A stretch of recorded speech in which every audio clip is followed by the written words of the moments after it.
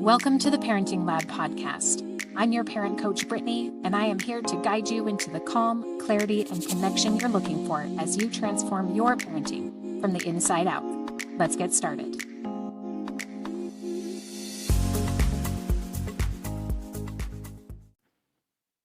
Hello, and welcome back to the Parenting Lab. I'm so glad that you're here. I've been off for the past couple of weeks working on some summer projects, but I'm excited to be back because today we are exploring a belief that quietly shapes how we show up as parents, often without us even realizing it. It's this myth of the good parent.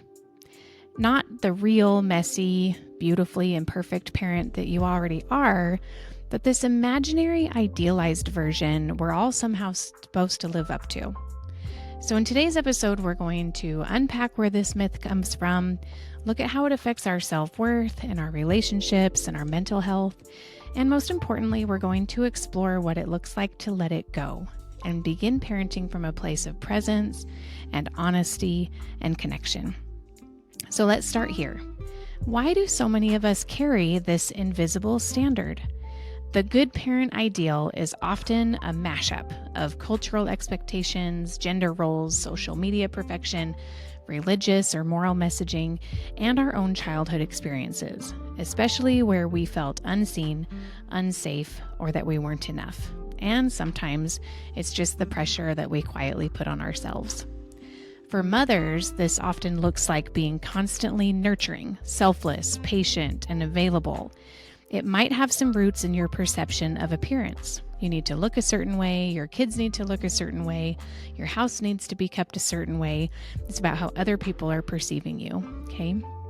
For fathers, it might look like being a provider, being emotionally stoic, or always maintaining control. It might have some roots in how you perceive leadership and responsibility and vulnerability. The standard is not only unrealistic, but it's dehumanizing. It leaves no room for complexity, for nuance, for growth. And because it's so deeply internalized, we start to believe, if I don't measure up to this ideal, I'm failing. But here's what happens when we chase being the good parent. We perform instead of connect. We silence ourselves when we feel overwhelmed because good parents don't struggle. We put pressure on our kids to act a certain way, not because we're bad people, but because we're trying to protect this image of being good. We parent from fear of judgment, fear of messing up, fear of not being enough, and maybe the worst of all, we bury the parts of ourselves that most need love and compassion. Because in this myth of the good parent, there is no space for realness. There's no space for mistakes. There's no space for repair. There's only space for perfection. And perfection disconnects us. It disconnects us from ourselves and from our kids. This belief system of perfection, of this good parent, has real consequences. So I want to look at a few ways that this can challenge us. First, it challenges our self-worth. When we judge ourselves against a rigid standard, we end up constantly feeling like we're not enough. We internalize our kids' struggles and big emotions as evidence that we're bad parents. So instead of compassion, we feel shame. Instead of learning, we go into hiding. Okay. Second, it can affect our relationships. When we're trapped in performance mode, we often expect the same from our partner. We might unconsciously keep score or blame them for falling short or resent them for not matching our efforts. It becomes less about connecting to our partner and more about comparing ourselves to our partner and what we're both offering to our parenting. It also affects our mental health. The pursuit of perfection breeds burnout. It keeps us disconnected from our bodies, from joy, from spontaneity. We're afraid to ask for help, afraid to rest, afraid to admit when we're struggling, because that might mean that we are not good enough. But here's the truth. The pressure to be a good parent is often what keeps us from being a present one.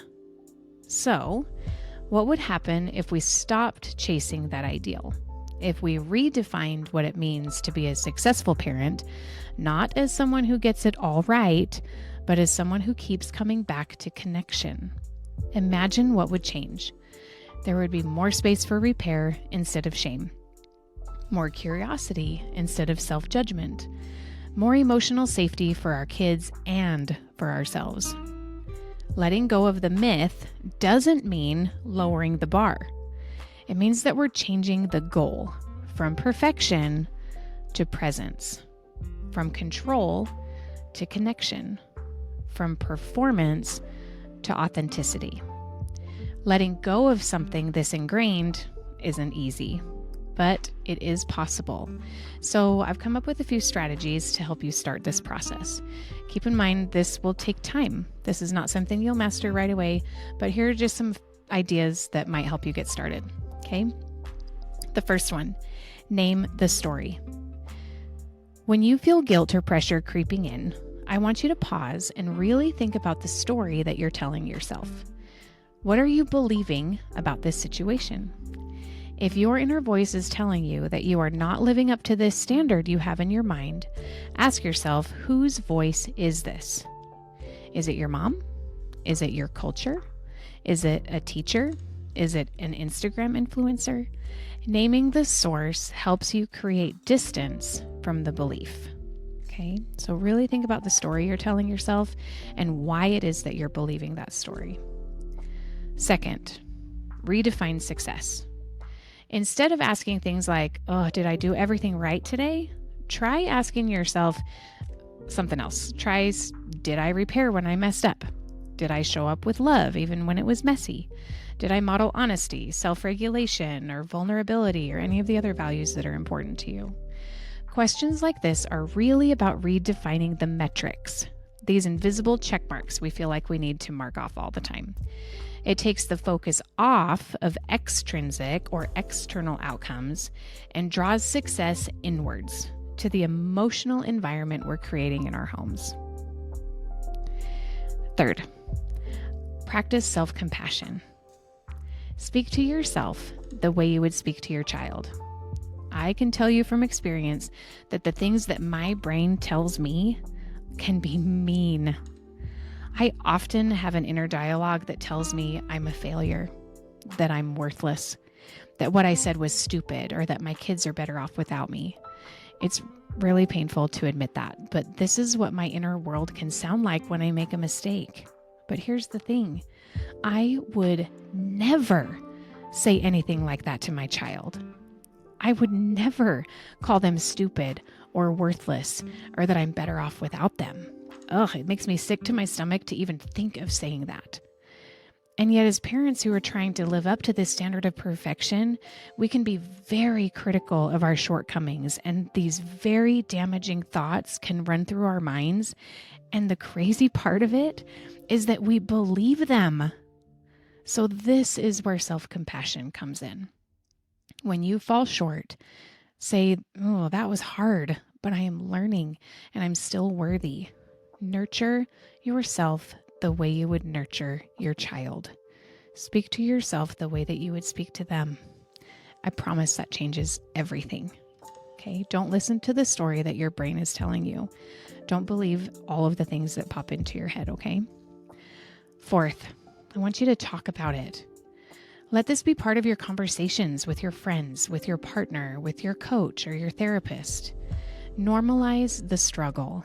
You do not have to carry it alone. One of my very favorite things about my healing journey over the past several years has been actually talking to my kids about my struggles. Depending on where they've been in their development, they're both young adults now, I've tried to open up to them about some of my insecurities, my challenges, traumas, and fears. And it's been really, really valuable as I try to create new patterns in our family that are more in tune with what my core values are. There is so much value in allowing your kids to peek into your inner world, especially as they get older.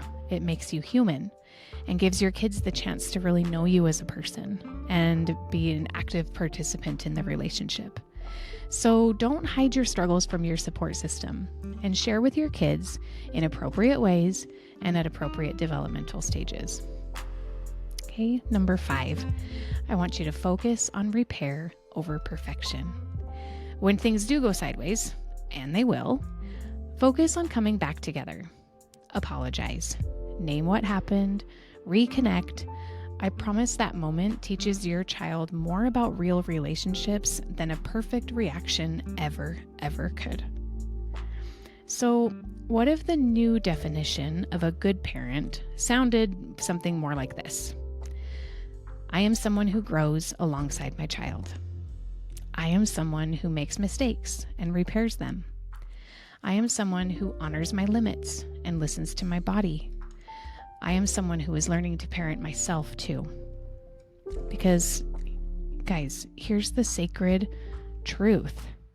You are not raising your child in a perfect world, or a perfect family, or a perfect home. You are raising them inside your own story. And every time you choose healing, every time you choose presence over performance, you are changing not just your story, but their story as well. So, if you needed to hear this today, listen. You are not failing. You are not broken. You are not falling behind. You are in the middle of becoming. And guys, that is enough. I want to thank you so much for being here. I appreciate the time you take to spend with me. We will talk soon, and I hope you have a wonderful week. Take care.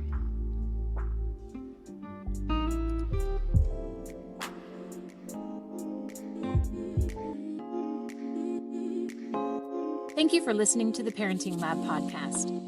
For our complete catalog of online courses, free resources, or to join our mailing list, please visit theparentinglab.org. See you next time.